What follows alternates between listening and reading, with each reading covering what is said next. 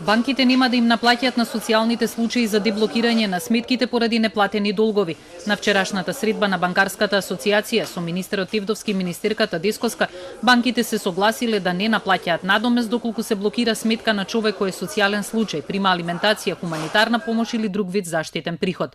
Тие се свесни дека она што некои банки го наплаќаат како 2.500 денари за одблокирање на сметка на лице примател на социјална помош или студентска стипендија, за граѓанинот е недозволиво да го плаќа, тоа е голема сума, а за банките исклучувањето на овој надомес или правење на ваква активност без надомес не е никаков финансиски проблем. Извршителите се правдаат дека досега не можеле да знаат кои физички лица се приматели на социјална помош за да ги изземат од системот на блокирање. Има промени и кај оние значи категории на граѓани кои се со минимални плати и кај нив ќе има намалувања и заради тоа што имаме таму категории на граѓани за побарувања кои потекнуваат од 90-тите години, кои ги наследивме од судот, за кои извршителите воопшто не се виновни.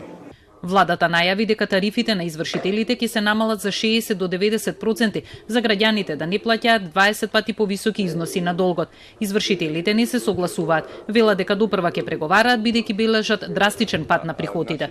Нашите значи анализи покажаа дека е тоа преголемо намалување и мислам дека тоа ќе биде предмет на преговори со Министерството. Тука ќе се најде средно решение кај што граѓаните ќе бидат добро интересите на граѓаните ќе бидат запазени.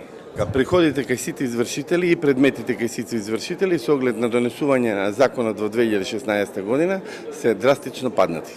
Бројките покажуваат дека кај 98 извршители завршуваат 1% од сметките за комунални услуги. Системот на извршување мора да обстои, вели Димовски, бидејќи од 2009 кога е воведен, тој донел 1,2 милијарди евра, а само лани извршителите наплатиле рекордни 177 милиони евра.